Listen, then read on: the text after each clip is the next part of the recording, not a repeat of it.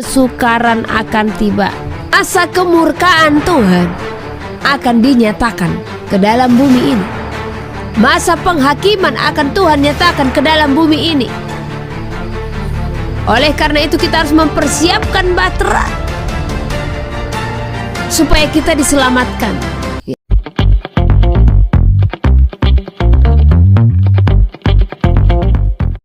Matius 6 ayat 33. Tetapi carilah dahulu kerajaan Allah dan kebenarannya, maka semuanya itu akan ditambahkan kepadamu. Amsal 20 ayat 5. Rancangan di dalam hati manusia itu seperti air yang dalam, tetapi orang yang pandai tahu menimbanya. Amsal 19 ayat 21. Banyaklah rancangan di hati manusia, tetapi keputusan Tuhanlah yang terlaksana. Tuhan membawa kita untuk mengingat bagaimana Nuh pada zamannya, ya. Makanya ini judulnya air bah dari Kejadian pasal yang ke-7. Waktu diberikan tadi saya katakan, Tuhan, ini hanya cerita air bah ini, ya. Ini gimana, apa pesan penting yang disampaikan kepada umatmu? Bagaimana minggu yang lalu Tuhan menyampaikan firman-Nya bagi kita. Di sana Tuhan mengingatkan kita kalau itu sesuatu yang akan terjadi, bukan hanya yang sudah terjadi. Nah, demikian juga zaman Nuh juga dimulai pada masa-masa ini. Jadi setiap kita haruslah mempersiapkan atau masuk ke dalam bahtera. Sebab apa? Masa kemurkaan Tuhan akan dinyatakan ke dalam bumi ini. Masa penghakiman akan Tuhan nyatakan ke dalam bumi ini. Oleh karena itu kita harus mempersiapkan bahtera supaya kita diselamatkan, ya. Bahtera itu seperti apa? Yaitu kekudusan. Masuklah ke dalam bahtera supaya kita diselamatkan. Masuklah ke dalam kekudusan. Tanpa kekudusan maka tiada seorang pun yang bisa melihat Tuhan. Hanya orang kuduslah yang akan melihat Tuhan. Kenapa hari ini Tuhan mengembalikan kita untuk mengingat bagaimana zaman Nuh dan bagaimana Nuh melakukan firman Tuhan dan dia diselamatkan. Dan bagaimana Tuhan menyayangkan Nuh beserta keluarganya, sedangkan kemurkaannya dinyatakannya, ya. Sebelumnya kita baca dulu dari Kejadian pasal yang ke-6, ya, sebelum kita masuk ke pasal yang ke-7. Pasal ke-6 ayat yang ke-9. Riwayat Nuh. Saya rasa setiap kita yang ikut dalam ibadah ini sudah mengetahui, ya, bagaimana kisah Nuh.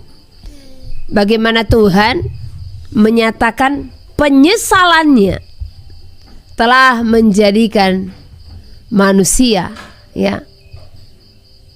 Jadi kita baca kembali. Nuh adalah seorang yang benar dan tidak bercela. Ini harus kita pegang, ya. Siapa yang akan diselamatkan oleh Tuhan? Nuh. Nuh itu seperti apa dan bagaimana di hadapan Tuhan? Nuh seorang yang benar dan tidak bercela di antara orang-orang sezamannya. Dan Nuh itu hidup bergaul dengan Elohim, ya. Jadi supaya saudara dan saya diselamatkan dari masa murka yang akan terjadi loh. Atau masih adakah kita yang tidak tahu kalau dunia ini sesungguhnya akan lenyap? Dengan lenyapnya dunia, ya sudah, itu sebenarnya selesai, ya. Air bah, kita tidak tahu selesainya seperti apa. Apa seperti di zaman Nuh akan terjadi air bah? Artinya air bah ini kesudahan, ya. Dunia ini game over. Jadi supaya kita diselamatkan dari kemurkaan atau penghukuman atas bumi, maka kita harus bisa sama seperti Nuh. Nuh itu bergaul karib dengan Elohim di antara orang-orang sezamannya. Nah, bagaimana dengan hidup saudara dan saya? Apakah saudara sudah bergaul karib dengan Elohim setiap waktu? Dan dikatakan Nuh adalah orang yang benar dan tidak bercela, ya. Jadi orang yang seperti inilah yang akan Tuhan selamatkan, ya. Nuh memperanakan 3 orang laki-laki, Sem, Ham, dan Yafet. Adapun bumi ini telah rusak di hadapan Elohim dan penuh dengan kekerasan. Elohim menilik bumi itu dan sungguhlah rusak benar. Sebab semua manusia menjalankan hidup yang rusak di bumi. Berfirmanlah Elohim kepada Nuh, Aku telah memutuskan untuk mengakhiri hidup segala makhluk, sebab bumi telah penuh dengan kekerasan oleh mereka. Jadi aku akan memusnahkan mereka bersama-sama dengan bumi. Ini juga akan terjadi, ya. Jadi semua akan dimusnahkan. Jadi jangan kita merasa ini hanya terjadi di zaman Nuh, ya. Ini pun kelak akan terjadi. Dan inilah selesainya dunia. Bumi ini akan digulung, ya. Buatlah bagimu sebuah bahtera dari kayu gofir. Bahtera itu harus kau buat berpetak-petak dan harus kau tutup dengan pakal dari luar dan dari dalam. Beginilah engkau harus membuat bahtera itu. Nah, 300 hasta panjangnya, 50 hasta lebarnya, 30 hasta tingginya. Besar banget, ya. Ini sekitar 100-an meter itu. Buatlah atap pada bahtera itu dan selesaikanlah bahtera itu sampai sehasta dari atas. Dan pasanglah pintunya pada lambungnya. Buatlah bahtera itu bertingkat bawah, tengah, dan atas. Sebab sesungguhnya aku akan mendatangkan air bah meliputi bumi untuk memusnahkan segala yang hidup dan bernyawa di kolong langit. Ngeri, ya. Di sini Tuhan berfirman, Aku akan mendatangkan air bah meliputi bumi untuk memusnahkan segala yang hidup dan bernyawa di kolong langit. Segala yang ada di bumi akan mati binasa. Akan terjadi, ya. Kemusnahan dunia akan terjadi. Jadi kembali setiap ibadah kita Tuhan mengingatkan apa-apa saja yang akan terjadi di hadapan kita, supaya kita tidak berpangku tangan, ya. Supaya kita tidak terlelap, supaya kita tidak menyayangkan segala sesuatu di bumi ini. Sebab semuanya akan lenyap. Sebagaimana di zaman Nuh, seluruh dunia loh itu, ya, dipenuhi oleh air bah. Namun bedanya dari zaman Nuh apa? Setelah air bah itu bumi ini masih berjalan. Nah, nanti yang kita hadapi di zaman kemurkaan, apakah bumi ini akan ada lagi? Yang ada bumi yang baru, langit yang baru, yaitu Yerusalem mulia, ya. Kita lanjut. Tetapi dengan engkau aku akan mengadakan perjanjianku, dan engkau akan masuk ke dalam bahtera itu, engkau bersama-sama dengan anak-anakmu dan istrimu, dan istri anak-anakmu. Dan dari segala yang hidup, dari segala makhluk, dari semuanya haruslah engkau bawa. Oke, sampai 18 dulu, ya. Nah, Tuhan katakan kalau Dia akan mengadakan perjanjian, ya, dengan Nuh. Kalau Nuh akan diselamatkan bersama anak dan istrinya, ya. Kenapa dia diselamatkan? Begitu juga dengan hidup kita nanti. Kita pun akan dibawa bahtera yang sesungguhnya di saat Tuhan datang membawa kita ke dalam kerajaan-Nya. Di dalam bahtera itu hanyalah ada kekudusan, hati yang mengasihi. Ya. Kenapa Nuh diselamatkan? Dia bergaul karib dengan Tuhan. Dia hidup benar dan tidak bercacat. Demikian juga sebelum masa murka terjadi, sebelum dunia ini akan berlalu, sebelum segala sesuatu akan lenyap, bumi akan lenyap, maka terlebih dahulu Tuhan pun akan mengkumandangkan kepada seluruh umatnya, jikalau Dia akan menyelamatkan anak-anaknya yang masuk ke dalam bahtera, yaitu masuk ke dalam kekudusan. Ya. Jadi masuklah ke dalam kekudusan. Maka dengan itulah kita akan diselamatkan. Itulah perbedaan dari orang-orang yang lain yang akan tertimpa murka Tuhan. Bukan kita senang mereka tertimpa murka, sebab Tuhan tidak pernah mengkehendaki kebinasaan umatnya. Demikian juga setiap kita, janganlah pernah kita mengkehendaki kebinasaan saudara-saudara kita. Namun marilah kita berdoa. Marilah kita berdoa kepada Tuhan supaya mereka diselamatkan. Ya. Dan demikian juga kita. Marilah kita tetap selalu berjuang dan bertekun di dalam doa, supaya kekudusan itu selalu diam dalam kita, dan kita hidup menjadi orang yang benar seperti Nuh dan tidak bercelah, sehingga Tuhan akan menyelamatkan kita. Ya. Karena keselamatan itu masing-masing. Ya. Nuh diselamatkan bersama anak istrinya. Demikian juga kita akan diselamatkan bersama anak, istri, saudara. Ya. Bagi mereka yang melakukan firman Tuhan. Siapa saudara kandung kita, siapa ibu kandung kita adalah orang-orang yang melakukan firman Tuhan. Ya. Bersama-sama mereka lah kita akan masuk ke dalam bahtera. Dan dari segala yang hidup, dari segala makhluk, dari semuanya haruslah engkau bawa satu pasang ke dalam bahtera itu, supaya terpelihara hidupnya bersama-sama dengan engkau.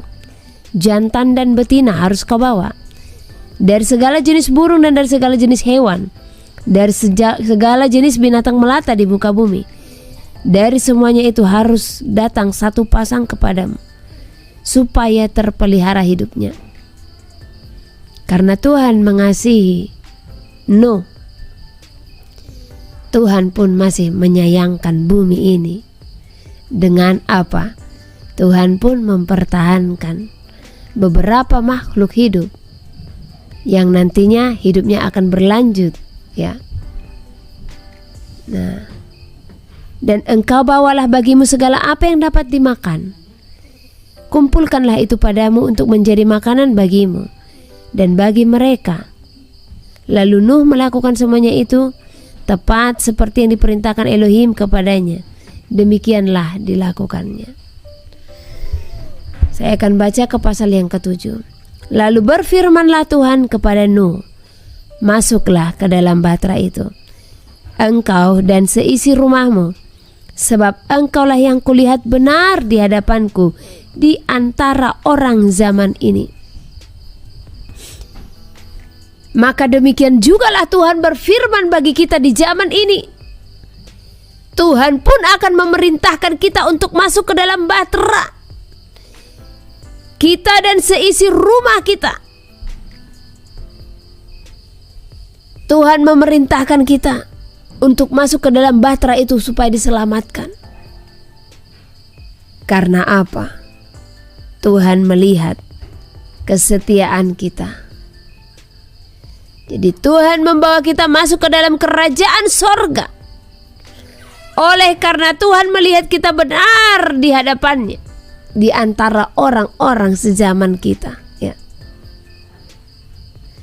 Jadi tetaplah untuk hidup kudus. Mempersiapkan bahtera itu bukanlah hal yang gampang.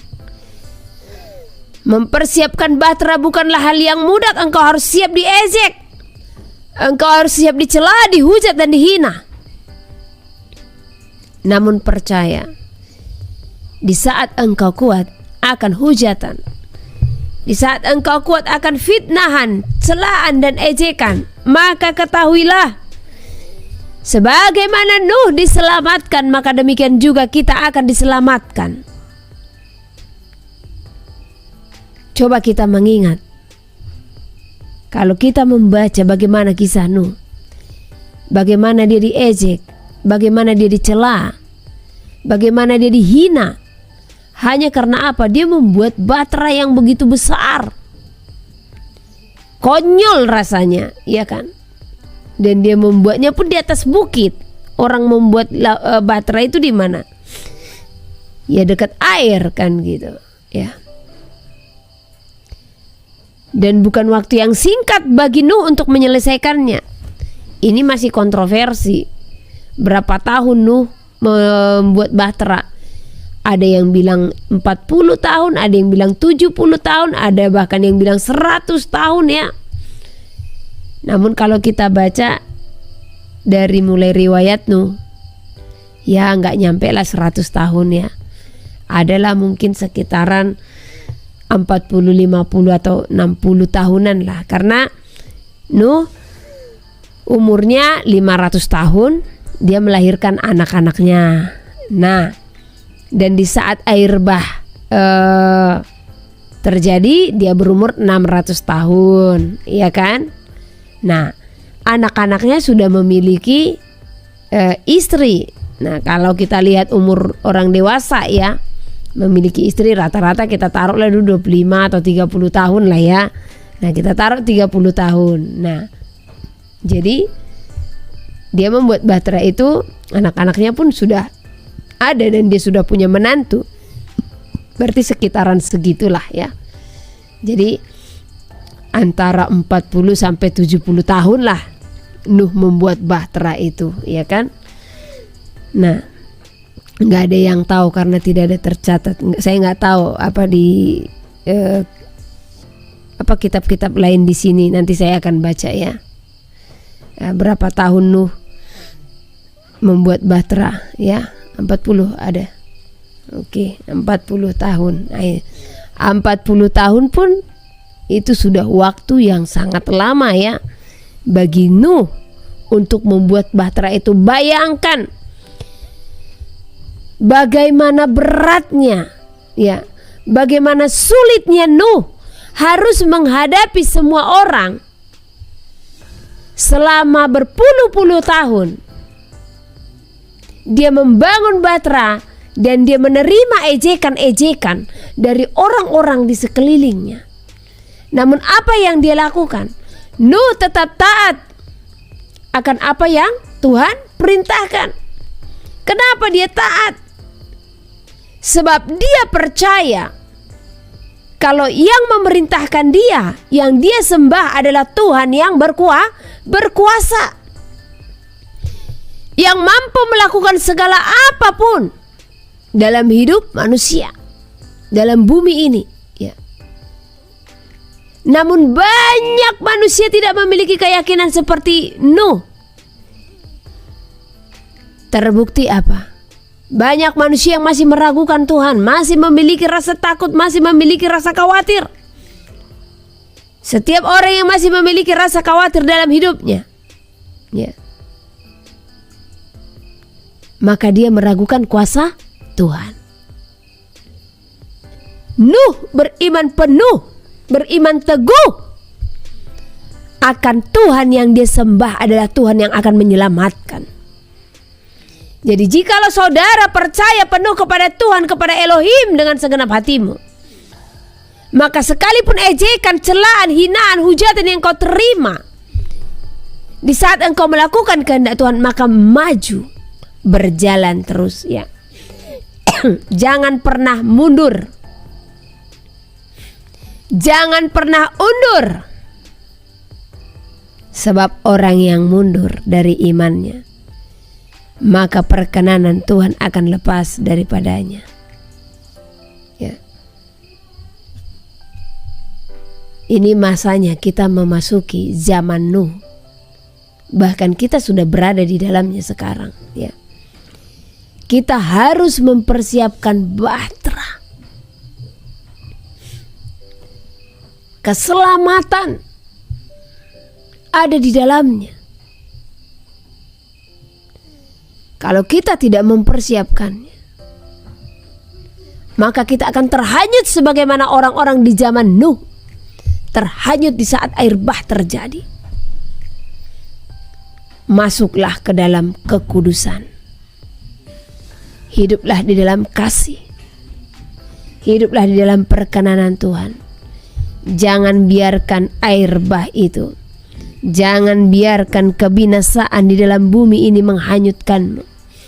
Jangan biarkan segala apa yang membuatmu terlena akan bumi ini menghanyutkanmu. Jangan biarkan segala keinginanmu membuatmu terhanyut dan terlena akan dunia ini, sehingga kebinasaan yang akan menerpa. Ya. Kita lanjut baca. Dari segala binatang yang tidak haram, haruslah kau ambil 7 pasang jantan dan betinanya.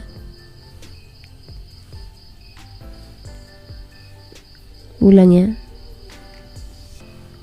Yang tidak haram. Dari segala binatang yang tidak haram, haruslah kau ambil 7 pasang jantan dan betinanya. Tetapi dari binatang yang haram, 1 pasang jantan dan betinanya. Juga dari burung-burung di udara 7 pasang jantan dan betina, supaya terpelihara hidup keturunannya di seluruh bumi. Ya. Di sini saja Tuhan sudah menyatakan, wah kembali lagi nih Ibu Heni, itu aja yang akan disampaikan. Nanti dia bilang seperti itu ya kan. Nah, ini kembali kita diingatkan, di zaman Nuh saja Tuhan pun telah membedakan antara binatang haram dengan yang tidak haram, ya. Dan binatang yang akan dipersembahkan kepada Tuhan sebagai korban bakaran itu binatang yang tidak haram, ya. Jadi perkara binatang haram dan tidak haram itu bukan hanya di zaman Musa, tapi di zaman Nuh juga Tuhan sudah membedakan. Perlu kita ketahui, mungkin ada kitab, ya, di balik ini semua yang belum kita baca. Karena sesungguhnya yang kita baca ini hanyalah sebagian daripada kesimpulan, ya. Jadi masih banyak sebenarnya yang belum kita baca. Cuman ini saja pun kesimpulan ini kita lakukan sepenuhnya dalam hidup kita, sudah luar biasa, ya. Satu contoh apa yang kurang, ya. Pernah nggak saudara membaca, kalau kita membaca raja-raja atau Tawarik, semua selalu ada dituliskan sesuai dengan kitab yang tertulis dalam kitab kejujuran. Nah, atau sesuai dengan yang tertulis dalam kitab raja-raja. Nah, berarti kan ada buku kejujuran, ada buku kitab raja-raja, ya, kebenaran, ya. Nah, jadi saya pun pernah tanya saudara-saudara kita, ya, yang mengerti akan hal ini. Mereka juga katakan iya, banyak bukunya. Ada memang kitab kejujuran, ada kitab raja-raja, ada gitu, ya. Jadi apa yang kita baca ini adalah sebagian daripada ini adalah kesimpulan dari semua kitab, ya. Jadi masih banyak yang harus kita pelajari. Nah, sama dengan di zaman Nuh ini telah membahas antara binatang haram dengan tidak, ya. Jadi sesungguhnya perlu sih kita mengetahui, ya. Tapi di imamat udah dijelaskan, ya. Oke, kita lanjut. Sebab 7 hari lagi aku akan menurunkan hujan ke atas bumi, 40 hari 40 malam lamanya. Dan aku akan menghapuskan dari muka bumi segala yang ada yang kujadikan itu, ya. Lalu Nuh melakukan segala yang diperintahkan Tuhan kepadanya. Nuh berumur 600 tahun ketika air bah datang meliputi bumi. Masuklah Nuh ke dalam bahtera itu bersama-sama dengan anak-anaknya dan istrinya, dan istri anak-anaknya karena air bah itu. Dari binatang yang tidak haram dan yang haram, dari burung-burung dan dari segala yang merayap di muka bumi, datanglah sepasang mendapatkan Nuh ke dalam bahtera itu, jantan dan betina seperti yang diperintahkan Elohim kepada Nuh. Setelah 7 hari, datanglah air bah meliputi bumi. Jadi seminggu sebelum air bah, Nuh beserta keluarganya sudah diperintahkan untuk masuk ke dalam bahtera. Seminggu sebelum kedatangan air bah, keluarga ini telah dihimbau untuk masuk ke dalam bahtera. Demikian juga hidup manusia. Sebelum masa murka terjadi di dalam bumi, Tuhan telah mengingatkan kita akan segala apa yang akan terjadi ke dalam bumi ini, ya. Jadi tidak ada yang terjadi di muka bumi sebelum Tuhan membukakannya atau memberitahukannya kepada siapa? Orang-orang pilihannya.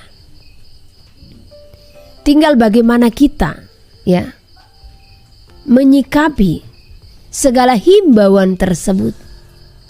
Seperti di zaman ini, ya, kita sudah dihimbau.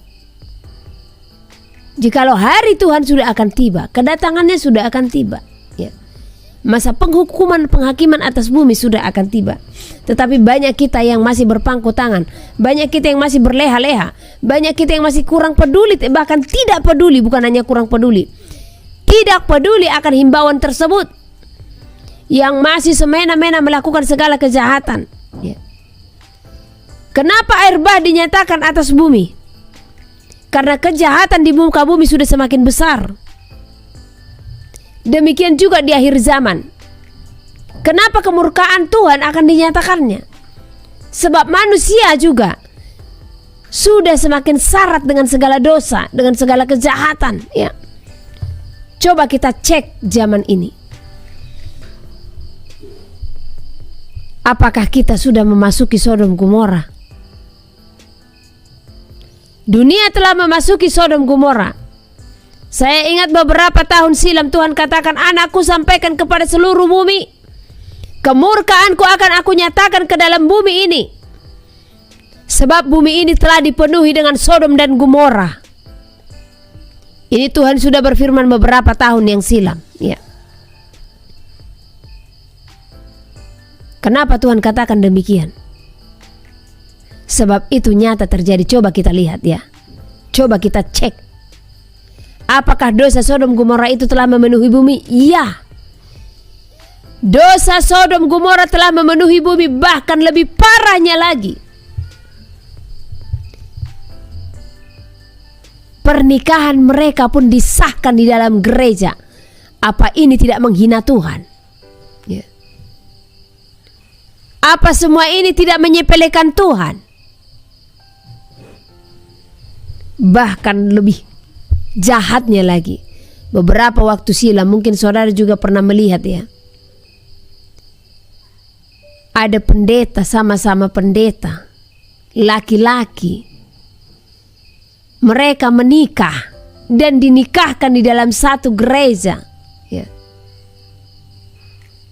Maaf, saya tidak bisa sebutkan negaranya di mana, ya. Apa ini tidak mengundang kemurkaan Tuhan? Apa ini tidak menimbun kemurkaan Tuhan atas setiap umat manusia? Dan coba saudara juga renungkan dan cross check dulu, introspeksi diri. Kalau kita melihat di sosial media, ya, ada laki-laki yang bersikap seolah-olah menjadi perempuan, maka kita pun ikut terhanyut dan terlena di dalamnya dengan segala lelucon-lelucon yang dia buat. Tanpa saudara sadari, saudara pun sudah melukai hati Tuhan. Dulu saya terlibat dalam hal itu, ya. Kalau ada lelucon-lelucon seorang lelaki, ya, dia berlagak seperti seorang perempuan, ya. Sesungguhnya dia di sana telah menghina bagaimana baiknya Tuhan menjadikannya. Bahkan lebih parahnya lagi, bagaimana orang tua harus mendukung anak-anaknya yang seperti ini, ya. Bahkan mendukung transgender, ya. Mendukung anaknya untuk menikah sesama jenis.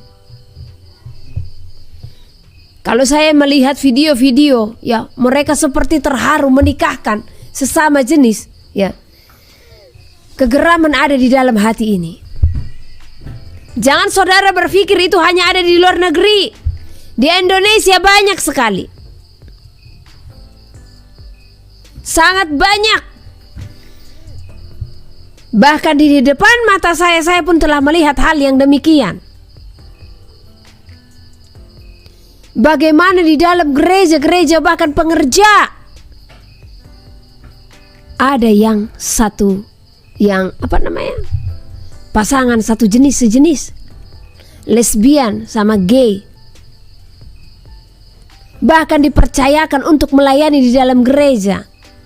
Herannya saya, ya, kenapa ini semua tidak bisa disenter? Kenapa mereka tidak melihat kekacauan-kekacauan yang sedang terjadi? Saya pernah berdoa di satu menara doa, di satu wilayah Indonesia, ya. Ini termasuk salah satu gereja besar di Indonesia. Saat berdoa Tuhan bukakan, kalau di sini ada dosa Sodom Gomora dan mereka dipercayakan untuk melayani di tempat ini, ya.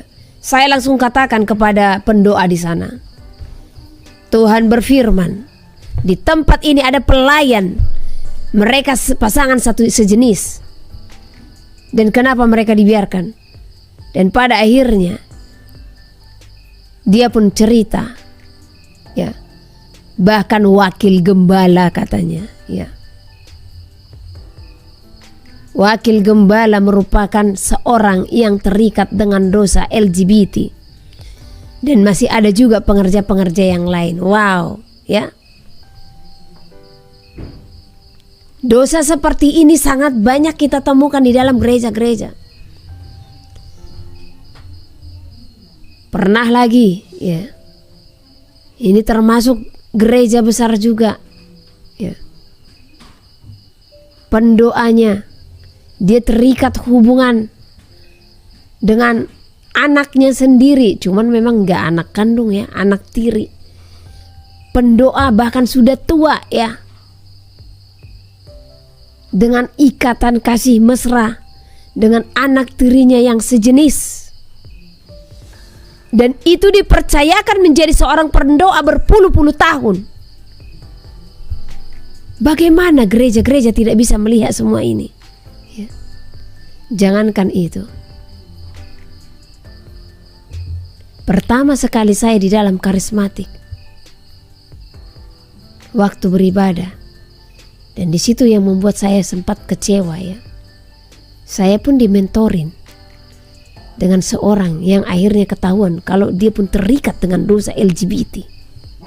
Ya. Kekecewaan saya sangat besar hari itu. Sangat banyak, ya. Jadi perhatikan, gereja besar saja tidak bisa menyenter dosa seperti ini. Bagaimana? Apakah memang hadirat itu benar-benar nyata ada? Sehingga dosa seperti itu pun masih dibiarkan berdiam, tidak bisa dikoreksi, tidak bisa dirobek, dan tidak dibukakan. Ada apa sebenarnya di dalam gereja-gereja di zaman ini? Kenapa pelanggaran-pelanggaran yang seperti ini tidak bisa terbuka, tidak bisa terbongkar? Bahkan mereka dengan anaknya duduk bersama, melayani bersama, ya, di dalam hubungan Sodom Gomora. Bahkan tidak satu dua yang saya tahu, bahkan itu aktif di dalam Instagram, aktif di dalam sosial media, bahkan terkenal, ya. Mereka juga terikat dengan dosa itu. Menyatakan diri sebagai hamba Tuhan. Luar biasa ini. Bagaimana Tuhan tidak akan murka atas dunia? Bagaimana air bah itu tidak akan datang ke dalam dunia? Jangan saudara berpikir air bah itu hanya sebatas air yang akan memenuhi bumi. Tetapi itu berbicara kemurkaan Tuhan bagaimanapun bentuknya. Yang jelas dunia ini akan mengalaminya. Sebab apa? Dosa Sodom Gomora telah memenuhi bumi, bahkan lebih luar biasa, disahkan di seluruh dunia. Coba saudara perhatikan ya, warna-warna pelangi.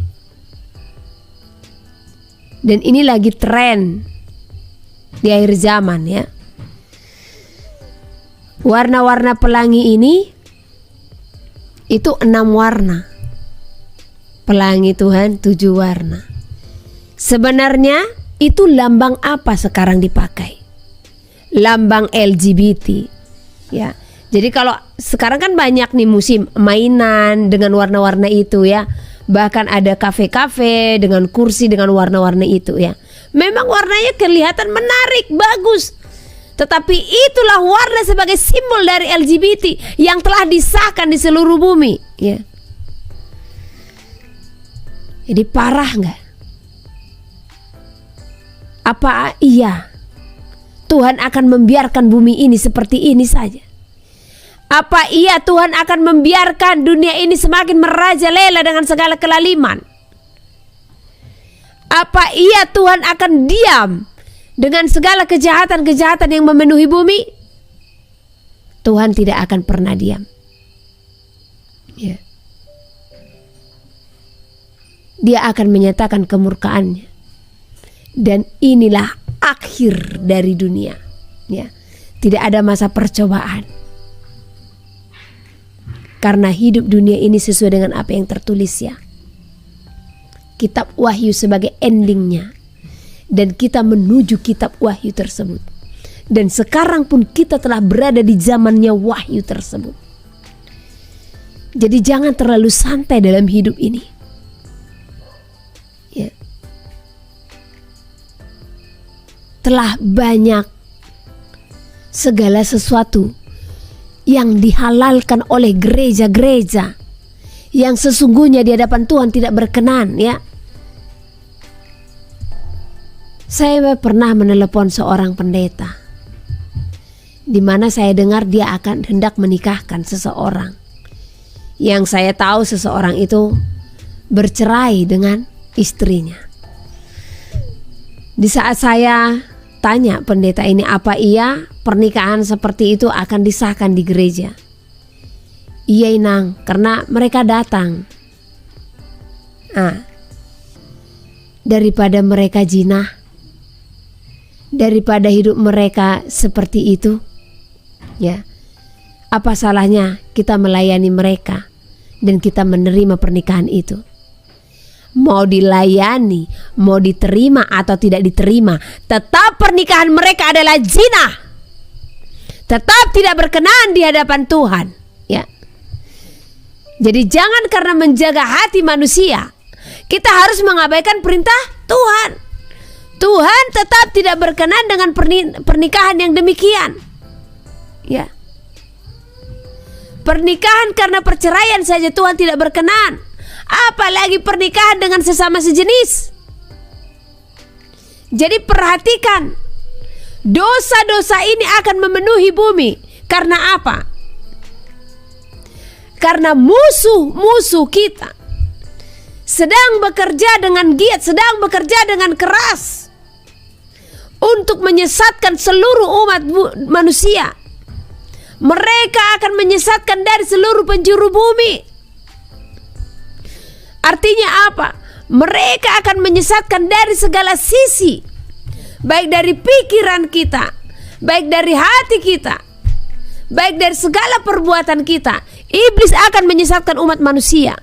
Jadi janganlah saudara menjadi manusia yang akan disesatkan oleh iblis tersebut. Kenapa dia menyesatkan? Sebab iblis tahu waktu Tuhan sudah akan tiba. Iblis tahu kebinasaan akan dirinya akan tiba. Oleh karena itu dia pun akan menyatakan kegeramannya, kekesalannya dengan apa? Dia akan menarik umat manusia, sebisa mungkin bahkan orang pilihan pun akan disesatkannya. Jadi jangan saudara merasa di saat saudara menjadi orang pilihan yang sudah mendengar suara Tuhan, ya, saudara tidak bisa disesatkan. Bisa. Iblis tidak pandang bulu, siapapun akan disesatkannya.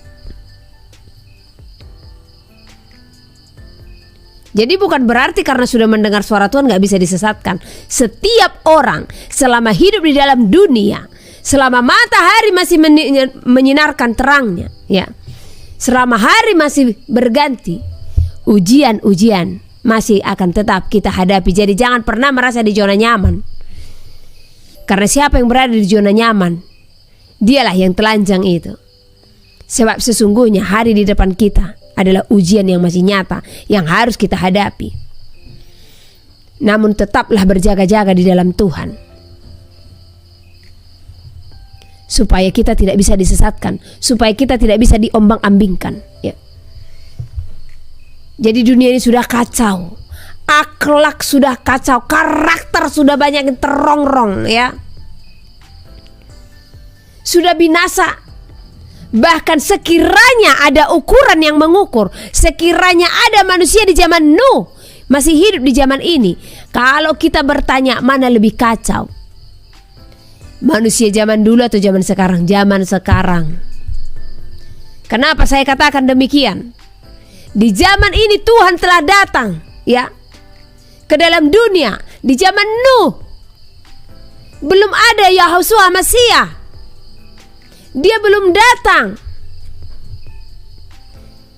Bahkan air bah dinyatakannya karena apa?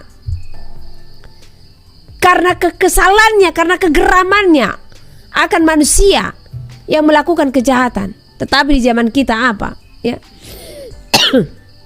Dia datang memberikan kesempatan. Sekiranya kesempatan diberikan di zaman Nuh, mungkin mereka pun banyak yang bertobat, ya. Kalau satu contoh, ya, di air bah tapi masih banyak yang hidup, mereka pun akan bertobat.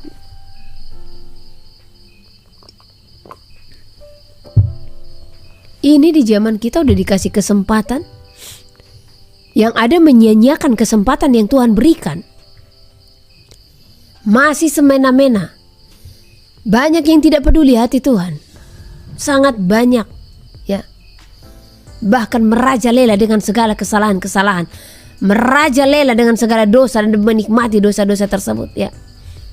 Bagaimana iblis tidak tertawa, ya. Jadi tadi pesan Tuhan itu dikatakan musuh-musuh memenuhi bumi. Musuh itu akan menyesatkan dari seluruh penjuru bumi, dari segala sisi. Anak-anak disesatkannya, remaja disesatkannya, orang tua disesatkannya, semua disesatkannya. Melalui apapun, ya.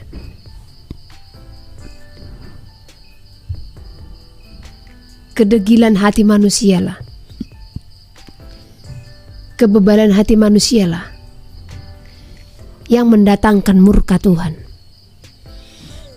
Ketegar-tengkukan, kekerasan hati, kesombongan, ya, kecongkakan. Beberapa waktu lalu ada Tuhan katakan demikian, cuman saya lupa catatnya di mana, ya. Kecongkakan, keserakahan, apa lagi? Ya, itu semua mendatangkan murka Tuhan katanya. Karena seringkali tiba-tiba saja, ya, keluar kalimat-kalimat seperti itu, ya. Ya itu yang saya alami, ya. Nah, saya pun tidak akan memaksa saudara untuk mempercayainya, ya.